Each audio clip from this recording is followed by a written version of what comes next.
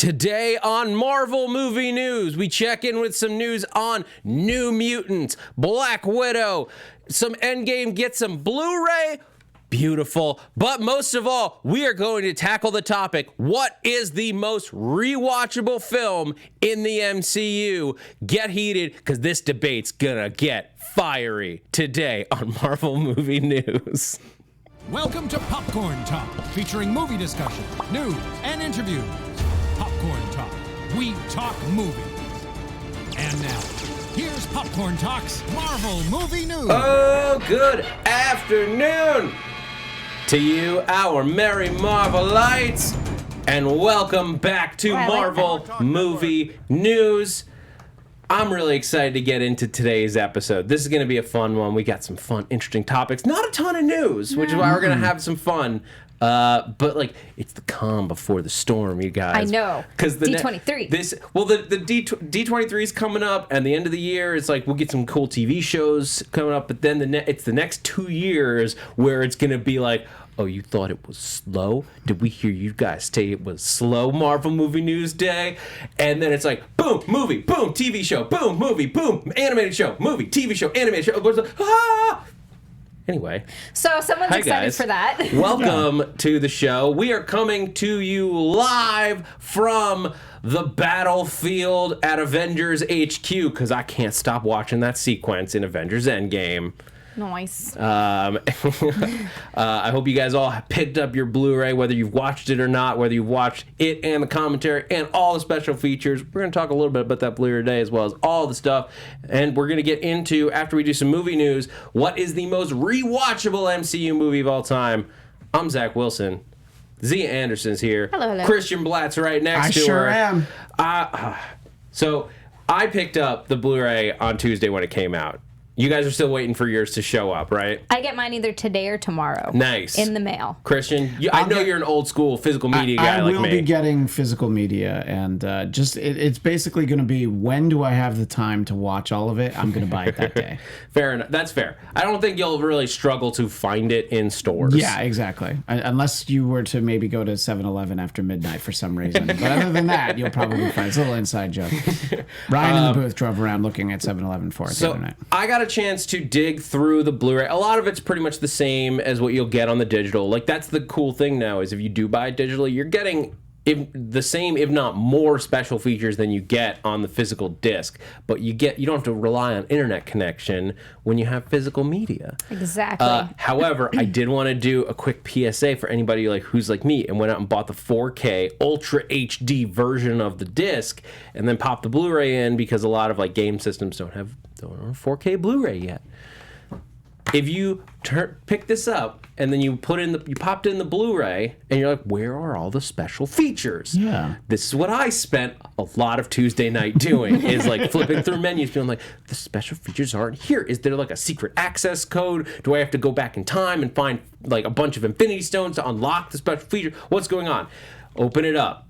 And then you see two discs. You see the Blu-ray and you see the 4K. The 4K one does not have the special features on it. You're wondering, where the hell are our features? Pop out the 4K disc, and it's hiding underneath on a second Blu-ray. That's sneaky. It's sneaky, and they don't tell you anywhere that it's going to happen. It took me a little while to figure it out. So save yourself some embarrassing time. You did it so we don't have to. Yeah, now we know. I embarrassed myself so you don't have to, listeners. But yeah, I enjoyed all the deleted scenes. I know you guys talked about them while I was away. I haven't gotten to actually watch them yet. The deleted scenes are fun. One complaint that I have about this disc is that they clearly have not given us everything on Endgame. Oh. Excuse me. The Hulk scene that was with the second release is not on this disc. What? The scene with Hulk and saving the day, it's not on here. And I'm not sure why. Not that was like an amazing scene or anything. Going back to the theaters for it, I was like, all right, cool. But like, you get Reginald Val Johnson. Yeah, like, you get a nice little Die Hard. It's just surprising that they would put something in theaters that they didn't put, and they didn't sell that as a point. Like, this isn't going to be on the Blu-ray. Now I feel like I think you can find it on YouTube. Like, they posted on YouTube, so it is available. But it was a strange call to put something in theaters and not put it on the Blu-ray. So what's coming out in the future that'll have everything on a giant infinity gauntlet with 23 movies in it. Exactly. Great. The only reason I think that we may actually never get that is that I think it's probably too complicated with Sony. Yeah. That's why you have not gotten any announcements of a Phase 3 box set the way that you had the briefcase from Phase 1 and the orb from Phase 2, where you had like the entire phase in one $250 collection. And with a cool little physical Tesseract in it. I don't think we may never get that for Phase 3 because Sony. What am I here for? This is one of those movie distribution things. Is Sony is going to have their own distribution arm, and Disney has their own distribution arm, and they would have to make a deal between the two of them for percentages and everything if they were to package those movies together. It's a complicated thing to do. They can figure it out. They all have crazy lawyers they pay stupid money to. Come on, guys, get it together. It may just be enough that it changes the setup. Blah. But please, work it out. I want my giant Infinity Gauntlet full of DVDs. Yeah, me too. He's willing to give you the money. Let him. The $800 that it will cost. And you guys can split it 30-70 or however you want to do it. Figure it out. It's cheese. Well, let's do the math here. If the average Blu-ray right now, those cost $29 for Marvel Blu-rays, or $25 for the Blu-rays, $29 for the. So let's say $25 for the sake of argument times 23. You're looking at minimum $575. And that's without the cool gauntlet case. Yeah. Yeah. And Which so I wanted just for that. You're talking about probably $600-700, if not $800 for that box set. I'll do it. I still want I'll it. start saving now. You know I want it, Disney. I know chat wants it. You guys tell us if you would buy it. Would you spend $800 on an Infinity Gauntlet complete Infinity Saga set? Filled with movies you already owned, by the way. Filled with, yes. Yeah. So that's the important part of the question, because if you're waiting for that, then, good for you with that level of restraint. But let us know in the chat, and I will let you know when anybody responds. But speaking of Disney and movies and distribution complications, let's talk a little bit about New Mutants. Oh, New Mutants. So the news this week, there's more rumors and leaks about New Mutants, and apparently Disney is not liking what they're seeing from New Mutants. Shocker, based on everything we've heard so far. But I'm curious, does that have to do with the fact that it's taking more of a horror stance? It's a horror movie, basically. And if they don't like that aspect of it, or is it just they're like, this is just a terrible movie, the reshoots are not going well? I'm assuming that's what they're doing now, is reshoots. I don't know if reshoots have started yet. Well, then you can't say anything. But they're close. They already knew it was bad. But they don't like what they've seen of it now. Now they own it. They can watch it. They can they see the drafts for the reshoots, stuff like that. And it's all rumor too. This could all be wrong. To be fair, it's just the internet. Somebody leaked this out on the internet. Right. I mean, if you were thinking of doing all right, so what we're told is that it needs 20 minutes worth of reshoots, and then you see the movie and you go no, it needs an hour and 15 minutes worth of reshoots. Well, it's is it a page one rewrite? Right, Are they that unhappy with it? As far as horror, I don't think they're gonna balk at that as long as it's not overly violent horror. Yeah. And I don't think it ever was. I don't think it was ever gonna be Saw. It was more tonal. Yeah, I mean they said they're doing a horror movie. They've called Doctor Strange 2 a horror movie. So Disney's open to horror with their movies, and even with Marvel movies. So I don't know that they're balking at that, but whatever it is, they're not happy, and it's of course continuing the doubt of, will we ever see this movie? Do you guys think that this movie will ever see the big screen? I hope so. I would like that, but I guess that depends on whether or not that they think it has enough potential to want to put all that money and work into basically redoing it. If they don't like it that much, again, it's all rumors. But I would like to see it personally. I would like to see it on the big screen. So I hope so. I think that we will see it one way or the other. If they do no more reshoots because they feel like it's a lost cause. It'll turn up somewhere, whether it's Hulu or they actually like shop it around and try to sell it to somebody. I think that you'll see it somewhere. And in terms of the big screen, maybe they do it for streaming, but they do one of those like one night event sort of screenings where you can only see it on that one night.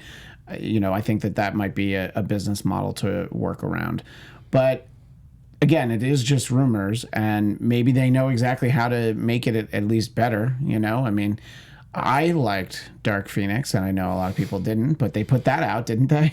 It was a little too far along to not put out. You can't again, not it's also put not out Disney. a finished movie with an established release date. Like, you've already with booked that cast, the theaters. Yeah.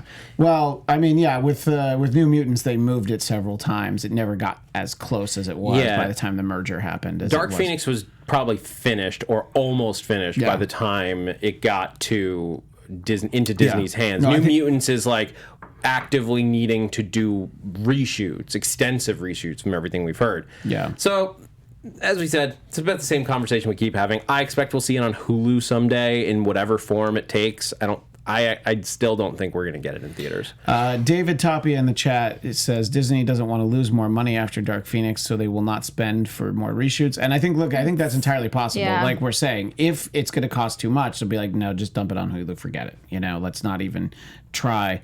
But, I mean, like they have it in March, and that is not a particularly competitive time. I don't know what's supposed to come out that weekend at this point, but you got to figure it at least has a chance if it's decent. And maybe you even play up the horror. Maybe that's what you do in reshoots, is that you make it not like Saw or Hostel or one of those things, but you kind of play up the suspense aspect for it, and then maybe people who don't even care about superhero movies want to see it. Maybe you target that audience. Yeah. There's a big audience there. What is it? I think it's due for April. Now, just to be clear, I think it's April 3rd, September, right? 2020. It was supposed to be this month. Yeah. It was supposed to have come out. Also, before that, it was supposed to have come out in February. Yes. Yeah. It was February, Good and then it was God. August, like right now, and then it was, and now it's April 3rd, 2020 is the current date that is set It's not that long. for the release. Yeah. We'll really see. isn't. We'll see what happens. Maybe they're further along if it's done. We'll see. We don't really know for sure. Anyway, moving on from this topic, we could just talk in circles about New Mutants, and we're never gonna know. But let's portal over back to Endgame, because and I thought this was an interesting story. I know, Christian, you said you had some opinions on this. Dan Slott commented this week after rewatching the Endgame once it got to the home release. Dan Slott, if you're not familiar with him, was the head writer of The Amazing Spider-Man for, I want to say 300 issues? Yeah, it's like 14 years or something. Some extreme amount of time. He only left the book recently at issue 800. Right. He's responsible for the Superior Spider-Man run, where Doc Ock took over Peter Parker's body, which is one of like my favorite runs. It was just, I thought it was a fascinating twist. They did that in the cartoons. Oh, they did. Yeah. That's actually that's currently That's where they ended the current cliffhanger That's for where they Disney's ended it. Spider-Man, which What? has Yes. been off the Doing air. Superior? Yeah, it's been off the air Yes. for like a year, but when it comes back, they're going to pick up that story. Yeah, Dan Slott's a consultant on that, and I think that helps the tone. Dan Slott also he's responsible for Spider-Verse as a thing. Like, he came up with the original Spider-Verse concept, or at least he wrote the original version of it, and so like that's his baby is Spider-Verse. But what he said this week is that he loves Endgame, but he doesn't like one moment in it, and it's the instant kill moment where Peter is in the midst of the battle trying to run with the Iron Gauntlet. Mm-hmm. He's got his suit on, and he's gonna get pummeled by all the War Dogs, and he activates instant kill mode to kill all of the beasts, the soldiers around him. And he doesn't think that Peter Parker would do that because Peter Parker doesn't kill. Yeah, but he's not usually in a situation where he has to kill. What do you want him to do? Joke his way out of it? Have some quips? Yeah, that's a bit rough considering that they're like literal beasts attacking it's him. An interesting debate. I went through some of the comments on this tweet that he put out, and it gets really interesting where it is sort of a question of, look, where do you draw that line? Like the War Dogs are theoretically mindless, but Peter Parker also didn't want to kill the literal mindless ones, like when he fought them in the comics. So like I just thought it was funny when you call them mindless, and somebody pointed out, he literally defends mindless ones in the comics. But it's an interesting debate topic. I feel like at that point you kind of have to, like, realistically, it's his only way out. Yeah. Do what you got to do. I guess what Dan Slott is saying is more like, maybe it made sense in that moment, but he would have felt worse afterwards. Like, we didn't see any of the reaction to that in Far From Home. Now, that's valid. I think seeing him be like, yeah, I can't believe I killed that many beasts or whatever, I think that is a valid point. That is very consistent with Peter Parker. If he felt bad, no matter how much somebody deserved it, I mean... Norman Osborn was trying to kill him, and Spidey jumps out of the way, and the Green Goblin's glider flies right into him, and he still feels bad about that, because it's like, oh, if only I hadn't jumped out of the way, I would have gotten killed. So he always has remorse. So I could see, but there certainly was no time for that in Endgame, and as we've seen the headlines, I think that the screenwriters for Far From Home didn't get a chance to read the script for Endgame ahead of that, so that might be a little bit of a disconnect. That's a fair point. Yeah. That's fair. They wouldn't have known about that moment necessarily. And also, I think maybe he's more sidetracked by the fact that Tony just died, and that he's got all this other stuff going on. So maybe he would have felt it, but it would have been, I don't know, less amplified because of everything else that was happening.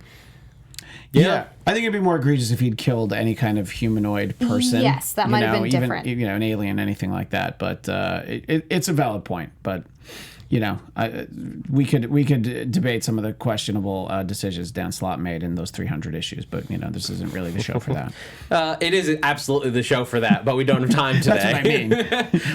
But you might see that as an upcoming topic. This isn't the episode for that, we should say. But let's move forward. Some other cool news on the podcast front. You guys know I'm a big fan of the Wolverine ongoing podcast. I'm waiting to binge season 2 because I really enjoyed listening to it as one complete drama as opposed to weekly.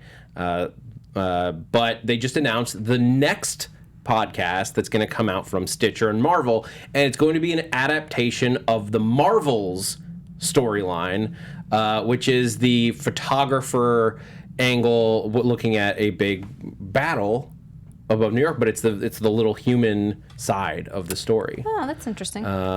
It's a very beautiful comic. I recommend checking it out. You can read it all kinds of different places. It's in print pretty much. If you go to Barnes & Noble, you can find it. By the way, buy 2 get 1 free on graphic novels at Barnes & Noble. Not an ad, just a heads up. That's a public service is what that is. Exactly. So what the storyline is going to follow is going to follow a photographer from named, I put this name down because I was gonna forget it. Where did I put the name? Where did I put it? I didn't put it in a convenient enough place. But it's gonna follow a press photographer following the events after Galactus attacks. Oh. Okay. So it's like a from the ground look at the drama from a big superhero Is it battle. Phil Sheldon? Yes, it is. Thank you for that. Ryan, the number one Phil Sheldon fan in the world, so thank you. He immediately knew. But it's going to have a really interesting cast as well. Method Man is going to be voicing in this. Nice. That's great. That's awesome. Ethan Peck from Star Trek Discovery. Oh, he's Spock in season 2 of Discovery. He was great. I don't know what else he's ever done, but he was fantastic. I was going to say Star Trek. I just immediately look at you. Well, yeah, for the answer. I'll tell you whether or not it's good. Yeah. Yeah. I don't know who he is. So Method Man. Here's the funny part. He is going to be playing Ben Urich.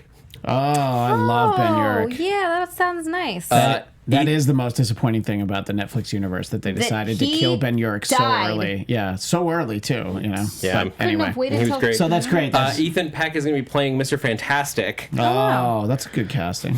Amongst a bunch of other people. And this is going to be a cool story. We'll see. Well, I look forward to it's going to have Peter Parker. It's going to have all the Fantastic Four because it's Galactus. You have to do that. So look forward to that coming soon. Yeah, so if you've ever wanted a collaboration between Method Man and Spock, you're going to get it. So it's going to be a good day. I think we should get into our big topic for the show. Can I actually get one question from the Please do. comments from the chat? So Zeno, back to what we were talking about before this, talking about Dan Slott's comments about the instant kill. One, these are both from Zeno Hour. One, Peter Parker doesn't exist. Two, people need to lighten up on this, quote, no superhero should kill mantra, especially in live action movies. And on the same note, I want to make sure I don't lose it. Thunder God, Cairo 770, you can't compare empathy for a human to that of a bloodthirsty alien drone. I saw that. I'm inclined to agree with that. And yeah, I mean, I think that in general, superheroes shouldn't kill, but I think there are certainly exceptions where sometimes there's no alternative, you know. But I think we agreed that the idea would be the impact it had on Peter that once he did it. Yeah. So. And even if it wasn't something he could decide, like, I understand why I had to do it. I can move forward with my life. But I feel like that's a thing he brings up in therapy. He's like, I killed all those dogs. Also, they're dogs, you guys. Also, even if they're bloodthirsty. Also from In other countries, they eat dogs. Also from Zeno Hour, he puts whispers. Iron Man killed people in Iron Man 1 and Iron Man 3. Yeah, but Iron Man doesn't have that same mantra that Peter Parker has. Like, that's the thing. Peter Parker is very much built around that. Yeah. It's a part of his character. Most of these heroes don't try to kill other people. Yeah. They try to avoid it when possible, but they're more willing to when it comes down to it. It is an ongoing thing for Peter Parker that he is very resistant to anything that would lead to a sentient being's death. It's a point of pride for the character, and that's why this debate comes up. It's similar with Batman. You have that same debate, and like you can debate endlessly about the realism of that for somebody who's fighting deadly crime, and that's a big part, especially in the Batman storyline. But it becomes a thing for Peter. It's also a thing Dan Slott goes into significantly in Superior Spider-Man when Doc Ock and Peter Parker is like, well, no, we're gonna finish this because it's gonna be more effective. It becomes a debate anyway. I think let's transition, change the topic. Believe me. Into our big question for today. What is the most rewatchable MCU film? Now, this is going to be obviously very personal, very opinionated, but I want you guys in the chat to get in on this discussion because there's no one right answer except mine. And remember, these are MCU movies, so all of you who want to say fan-fortastic, I'm sorry, it's not appropriate. You're not able to say that.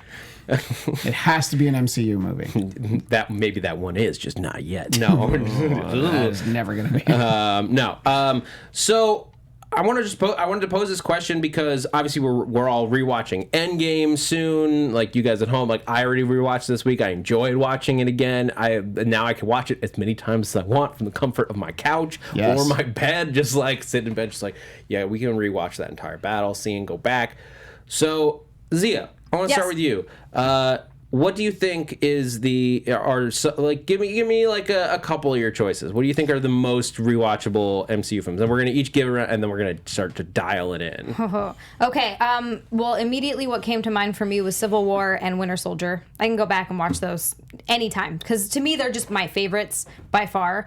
Those are also both popping up in the chat by a bunch of people because already. They're just so good. I can easily go back and watch those. And then Zach, I know that this was one of yours, but it's no, please. Ragnarok. Ragnarok is up there. It was so good. Well, Christian, what do you think? I know for me, it's a little bit of an outlier, is First Avenger because it's my favorite MCU movie, just because to me it's the one that I think I don't sit there and like try and pick it apart in any way. And I love I love most of them. I almost said I love all of them. I love most of these movies, but that is just it's fun because it's a war movie, and then it also has the superhero element, and it's just fun and it's funny, and just from his origin all the way through to the end of, sorry, not going to make that dance. Come on. It's got a tragic ending. And so that one is way up there for me. But I would say probably the most, I'll think about it, is definitely going to be Guardians because I still laughed. Volume 1, I still laugh the most when I watch that. That's the most fun ride for me is Guardians Volume 1. For me, that's why Thor Ragnarok is my most rewatchable. It's the one that like whenever I like just want to put something on, like not like Thor Ragnarok is like the one I'm like, oh yeah, perfect, go. because it's fun, it's got adventure, it has emotion, like it has all of the things that make a great Marvel movie right in there. Music, Zach. The music's great. Yes. That makes a point for Guardians 1. I'm just gonna say, if you're gonna call out the music. No, absolutely but agree. they have that in common. Both of those. And Thor Ragnarok, you also get crossover fun because you get Hulk in there, so you get that like multiple worlds kind of thing. We get to meet Valkyrie. You get to meet Valkyrie. Love her character. The one thing that you don't really get in there much, you don't really get romance. No, you guys know I'm a big softie. No time, no time for romance. For me, that's why a lot of times. So no one is surprised by this, but Ant-Man and the Wasp is up there for me in terms of rewatch. So that's very personal because I just love those characters and seeing Wasp take form and seeing the duo, and that because that's always been the thing for me with those characters. It's the duo. It's the couple as a team who's going to fight crime with a really cool power set.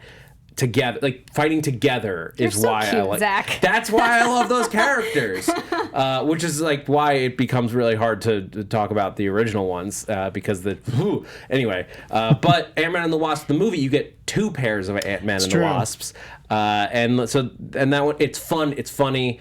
So for the comedy aspect for both of those makes them rewatchable. I find it harder to rewatch the more dramatic ones. Because they're so good, you can just rewatch them. Like I've rewatched Black Panther a ton of times because it's fun, it's great to watch, and it has that like engaging drama. But you can't just like put it on as casually. Right, you have to be in the mood and for that kind of movie and kind of emotionally ready for it. It sounds kind of weird, but I totally get it. Like when you don't want to think or focus or like really hone in on a movie, if you just kind of want to casually sit back and enjoy something, I totally get that. Yeah, like rewatching Infinity War before going to see Endgame was great, and I was like, oh yeah, there's all this stuff I like. It's not my go-to. Endgame, the length alone is a reason to not rewatch it so often, but I think that those ones are a little too heavy.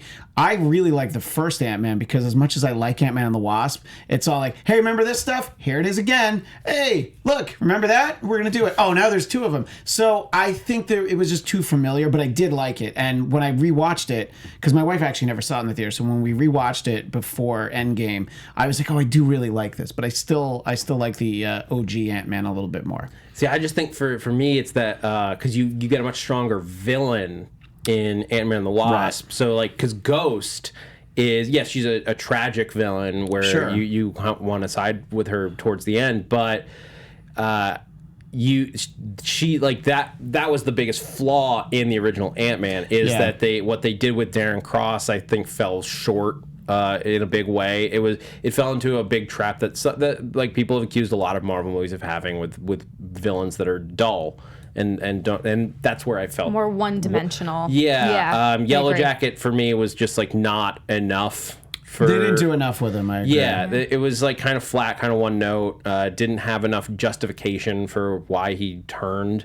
So that's why Ant-Man just like every time I watch it, I can't get away from that thought, so I can't rewatch it as much. And Ant-Man and the Wasp also has Lawrence Fishburne as Goliath, although we don't see him in action. Yes. But we know that he's, so like, it's like, where's that movie? I want to see that. I want to see de-aged Michael Douglas, Lawrence Fishburne, and Michelle Pfeiffer, in action. Oh man, we can go back to the lab from Endgame with that giant chrome helmet. Yes.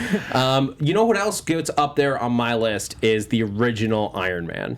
I was actually gonna. Yep, I agree. I can go back and rewatch that anytime. It was the first one. It's not just the first one because a lot of times the first one in a series is like, yeah, thank you for setting up what was later great, but like think about how many pilots for TV shows. Like I love Parks and Rec, but when I rewatch that show, a lot of times I just skip past season 1 because it's just like same with Friends. It's a slog. Totally get it. But Iron Man is just a great movie. It's got a lot of that humor. It's got that drama. It's got that romance angle. It's setting up Robert Downey Jr. It's just fun. The graphics are good. Like I think Obadiah Stane, while maybe not like the greatest villain of all time, is a solid like foe for him to go for Tony Stark to go up against. Especially for his first movie, it made the most sense. I do like that movie, but it has one fundamental problem that is my fundamental problem, and I know it's not an MCU movie, with the first X-Men movie. They just didn't spend enough money on it. And there's times where I feel like, oh, just imagine if they, kicked a little bit more money at this, what this sequence or that would look like. It's way more apparent in the original X-Men. But there are a few moments in Iron Man that I was like, oh, can't they get George Lucas to go back in and redo the effects like he did with Star Wars and some of this stuff? But the characters are all great, and setting him up as Iron Man and really building the whole world, it does do a great job. But it's a little tough. Yeah, I do want to shout out to Jen James, who disagrees necessarily on Ant-Man, and she says that Ant-Man and the Wasp is a second-tier MCU film. And here's the thing, I don't necessarily disagree with that statement. Like, as far as like top first-tier movies, like for me the top-tier MCU movies are like Black Panther, Winter Soldier, and not in any order, but like Endgame, Guardians 1, I think actually makes it into there. But in terms of just rewatch, like what am I going to pop in first? Like what is the most, like the one that I will probably have the most view counts if you could go back and look. Yeah. Ant-Man and the Wasp for me is more up there. Well, one that we haven't thrown out yet, and it is an MCU movie, is Spider-Man Homecoming, because it is a Spider-Man movie that I love Spidey so much, and I think that they really nail him so well in that. But Michael Keaton is so great in that movie that I would just watch the scene of him driving them to the formal. I was just like, I could just watch that scene. I have just watched that scene because I was trying to remember something specific that he said in it once for something I was writing. And I think that might not be in my top 3, but I'll tell you, that's the most rewatchable Spider-Man movie that they've made for me, and I know that they're not all MCU movies, but still, I mean, that's the one that I think is the most fun to watch. Obviously, I would like to see Far From Home again, but I can't watch it at home right now. Not yet. But soon. Yeah, I mean, look, it's got to come home. Yeah. There's like a sub-conversation happening in the chat. People are doing rewatchable versus one time was enough. Ooh. So Jenna James did a 2-punch here. Guardians 1 is a rewatch. Once was enough. Guardians Volume 2. So you beat me to my transition because I wanted to go into what do you guys think is the least rewatchable movies, and not necessarily the ones that you dislike the most, but the ones that are like you're like, I don't need to necessarily see that again or see it constantly. Like once every 5 years is fine. Oh, well, I don't know about every 5 years, but it's good. Endgame is really high up on that list. Yeah. To watch as an entire film, the 3 hour and 2 minutes is like, am I going to throw that on at 10:30 at night while I'm like trying to do stuff to have it in the background? I don't know about the rest of you, but I am not. No, and for me, it's, I think probably a lot of people are already going to know this answer, but Captain Marvel, just for the simple fact that I am going to watch it one more time just to sort of give it another chance. Sit back, enjoy it. It's so much fun. But I liked it more when I rewatched it as a home release. Right. I am going to do it. But, however, for that will probably be the only time that I rewatch it, just because I'm trying to give it another chance because I didn't enjoy it the first time. So for me, I think watching it again, I don't know if I would enjoy it, so I probably wouldn't if it wasn't literally just me trying to give it a chance. That and then Iron Man 3. There's a lot of people are disparaging Iron Man 3. Iron Man 3 is once and enough. Iron Man 3 was good. I think it was good. It is lower down for me than some others, but I think it is a little bit less. You don't need to rewatch it. It was a bit of a meandering movie for me. It's a little slower than the other ones. I would put Guardians Volume 2 down there on that list. There, yeah. I just But I'll tell you, I haven't seen it in a while, and I kind of, after watching Endgame, I kind of wanted to see it again. I just haven't had the time. I'm interested in seeing it at least one more time right now because I saw it in the theater and I haven't seen it since. So what I would really love to do is start from the beginning and rewatch them all. Yes, because every time we talk about these movies, I'm like, oh man, it's been a while since I've seen that one. Yeah. Oh, it's been a long time since I want to just go back for a rewatch. You mean do. what I've done twice in the last 2 years? Because I did it for prepping for Infinity War, and I did it prepping for Endgame. Where do you get I'll this even time? watch the Ang Lee Hulk for the first time. You know, I'll go that far. For the first time? Yeah, I've never seen it. You've never seen it? I've never seen it. We need to sit down and watch the Ang Lee's No, I Hulk would like with you. to, actually. I think that would actually be fun. Well, yeah, that's true. Here's the thing. Hey, that's just a quick question for the chat. Is there anything that you just have never seen? Maybe it's not even like you consciously decided it. It's like, oh yeah, I got to get around to that one. Because look, it's a lot of movies. You know, odds are there's something that you probably are like, oh yeah, I probably should have. Like my wife never saw Doctor Strange, even though I told her like it's good. Oh, but Doctor Strange. Oh, see, Doctor Great. Strange would be low on my list of rewatchables. Really? Yeah. Because I like wasn't it even has thinking some, about it. That's it high has up some for fun me. moments, but like the more you watch that movie, the more plot holes you find in it. Yeah. Because like there's again, it comes down to the villains. Like Caecilius is a dull villain whose motivation is confusing or just non-existent. And Dormammu, that scene with Dormammu is amazing. Yeah. But like how he factors into like this whole like the plot of the movie is like not as strong as it needed to be. And when you watch it again, it is more apparent. And that's why it's like maybe I'll just let the memories be there. The thing about Ang Lee's Hulk I wanted to say, you should check it out because look, it's not a good movie. Right. But Ang Lee tries stuff in it. That's like cool. It is one of the ballsier movies in terms of like early comic book stuff where they're like, well, what if we really tried to translate a comic book to the screen? It's not always successful. It's not successful, but it's interesting. It's just a fascinating way if you look back. Like this is what people thought because he literally puts panels on the screen. Oh, See, that sounds interesting. that's interesting. Yeah. He tries to make it feel like you're watching a comic in the way that like you got in Spider-Verse. It didn't work for Right. this for the Hulk, and maybe because it was live action, it didn't really translate the same way. But I imagine it's similar to why musicals don't translate as well on film as they do in the theater. Because nobody should be watching musicals ever. How dare you? Sorry. One day I will have my MCU musical. And you will watch it by yourself, and I will sit here and listen to you talk about it. Oh man, that could be a whole other topic. What would be the MCU's first musical? Oh, God. We're talking about it now. Chat, what do you want to see as the first musical in the MCU? nothing. I Please. remember, And not like, Guardians. I'm talking about sing-along musical. No, I remember like 30 years ago they were trying to get a Captain America musical, and like No. to the extent that if you have Marvel comics from I don't know what month, but it's for over a couple months, probably around 1989, 1990.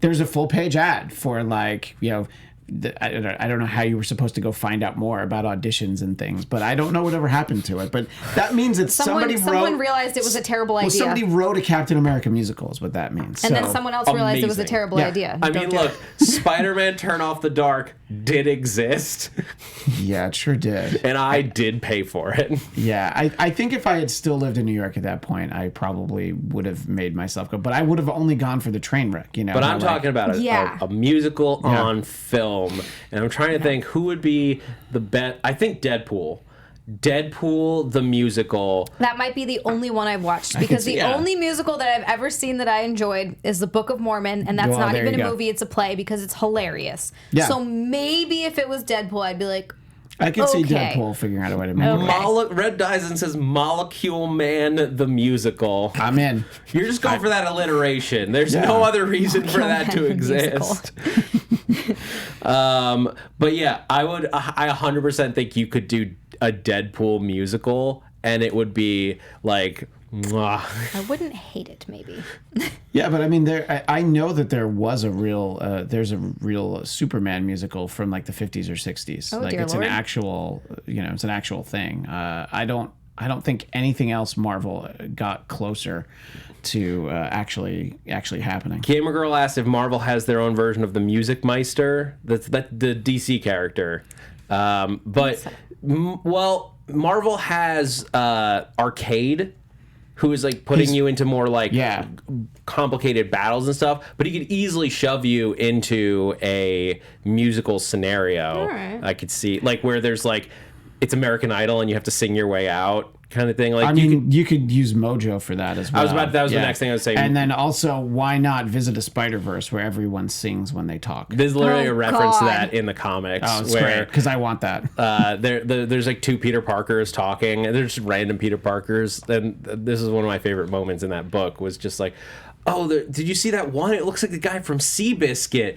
I saw one over there who looked like the dude from Social Network. That's funny. That's nothing. I ran into one Spider-Man who wouldn't stop singing show tunes. And by the way, just a point of order in terms of factual, just to put it on the record.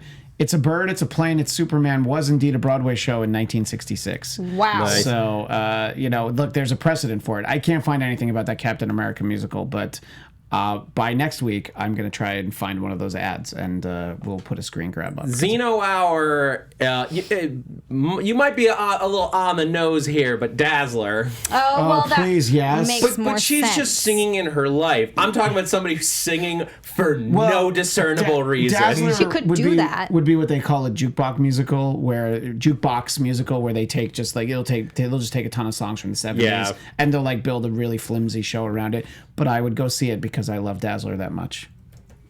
Look, you don't have to go with me, okay? I'm not Zia? going with you. Look, Christian. I'm just saying. I will go and throw popcorn at you to ruin your movie experience That's fine. the whole time. I'm Soap in your mouth. I'm just saying out there to Disney, if you want a Deadpool musical, I have some people ready to write that music, and I will just help them translate it into comic book insanity. Call me. Anyway, thank you guys for joining. So closing out the conversation on the most rewatchable movies in the MCU, I think like between the chat and what we said here, it has to be Thor Ragnarok up there near it's like Thor Ragnarok, Guardians of the Galaxy Volume 1 are gotta be the two most rewatchable films. Like, I think the chat agrees with that. I think you guys and we agree. Thor Ragnarok and Guardians of the Galaxy, undoubtedly at the top. I don't think we talked about it a lot, but Avengers has to be up in that conversation. Yeah, the People were- original Avengers. yeah. I saw in the chat, and I agree. That's definitely one of the ones for me. But like, I'm willing to accept that Ant-Man and the Wasp may not be up there for everybody. That's me personally. But it like Thor Ragnarok, Guardians of the Galaxy, it's just like they're fun, and that's really what comes down to. For something you want rewatchable anytime, it's got to be fun. It's got to be silly, and that's what those two have in spades. And we'll see what happens when we get Guardians 3 and Thor 4. Thor, yeah. Love and Thunder.